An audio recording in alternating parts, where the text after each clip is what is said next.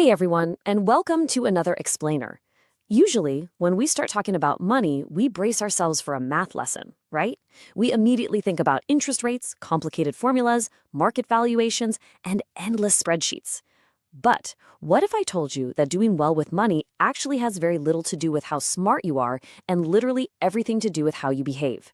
Today, we're walking through a really fascinating breakdown of the psychology of wealth based on some incredible research. We're going to see exactly how our financial success is driven by soft, behavioral skills rather than just raw computational intelligence.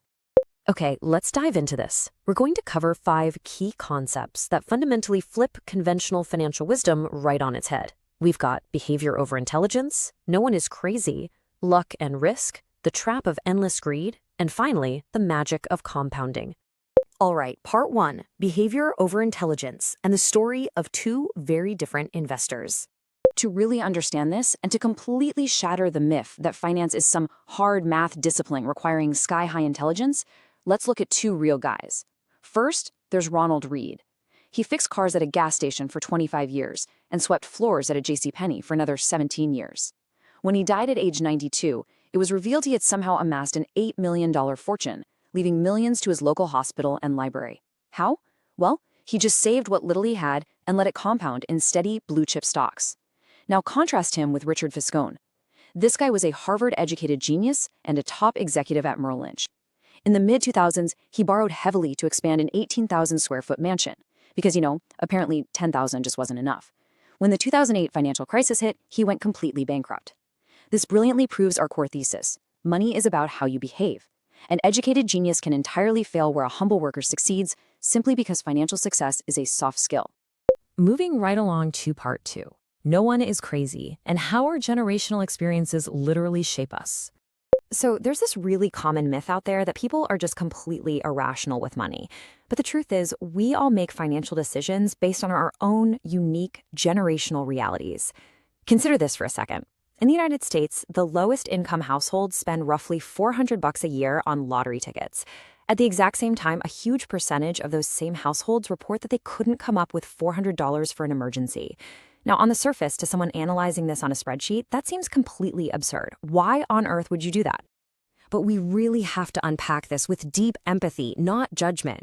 If you're living paycheck to paycheck, you might truly feel like you cannot build savings. You definitely can't afford vacations, and you probably constantly feel left behind by a booming economy. For these folks, buying a lottery ticket is literally the only time they can afford to buy the dream of a better life, a life that others around them already have. What looks totally crazy to one person makes perfect sense to someone living in a completely different financial reality.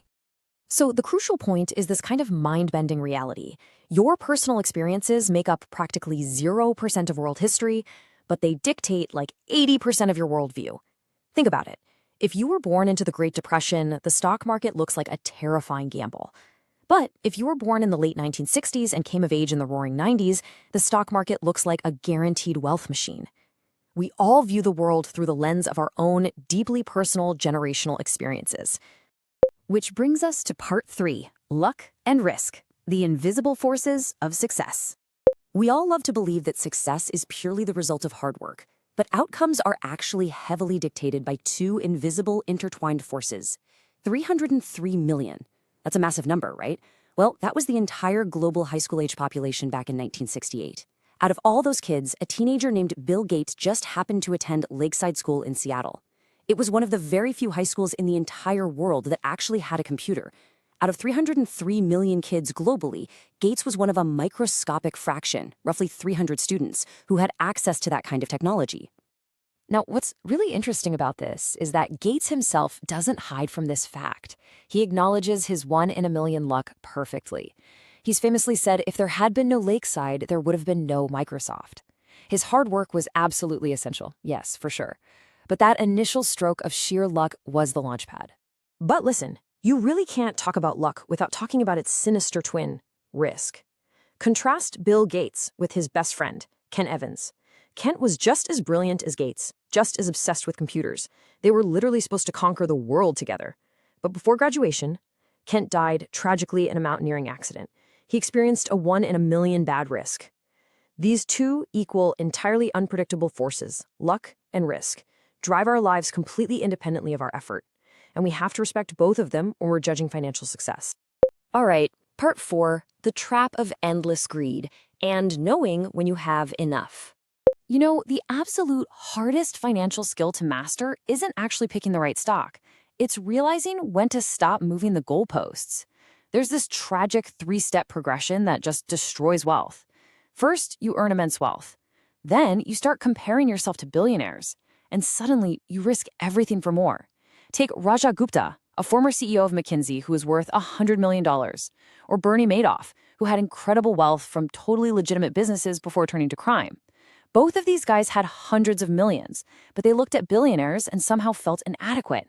They risked their freedom, their reputations, and lost absolutely everything simply because of endless greed. And this brings us right to the critical concept of enough. Having enough means realizing that an insatiable appetite for more will eventually, inevitably, push you to the point of total regret. If you constantly compare yourself to others, you guarantee that you will never, ever feel financially secure. Social comparison is a game you simply cannot win unless you consciously decide to just stop playing it. Finally, we hit part 5, the magic of compounding and why time is the real secret here. True financial independence isn't generated by huge, risky bets. It's actually generated by the deeply unintuitive math of time. $81.5 billion. I mean, just pause for a second and try to wrap your head around the sheer scale of that. Warren Buffett is widely considered the greatest investor of all time. But here's the crazy secret. Of his roughly $84.5 billion net worth at the time this research was written, $81.5 billion was generated entirely after his 65th birthday. His secret isn't just getting high returns. His secret is that he has been investing relentlessly for 3/4 of a century. Time is his real edge. And this brilliantly illustrates why this is so hard for our human brains to process. Just think about computer storage for a second. In the 1950s, a hard drive held 3.5 megabytes. By the 70s, it was 70 megabytes. By 1999, Apple released an iMac with 6 gigabytes. And by 2019, we had 100 terabytes. See, our brains are hardwired to think linearly, but both technology and wealth grow exponentially.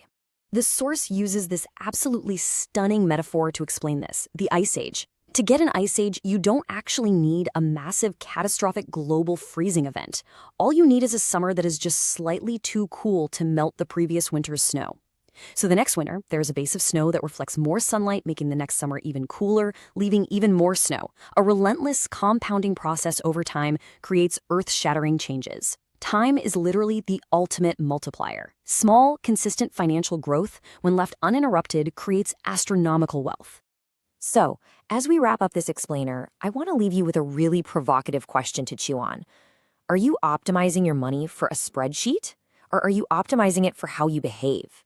Because as we've seen today, brilliant math is not going to save you if you can't control your greed, if you don't respect the powerful forces of luck and risk, and if you simply don't have the patience to let time do the heavy lifting.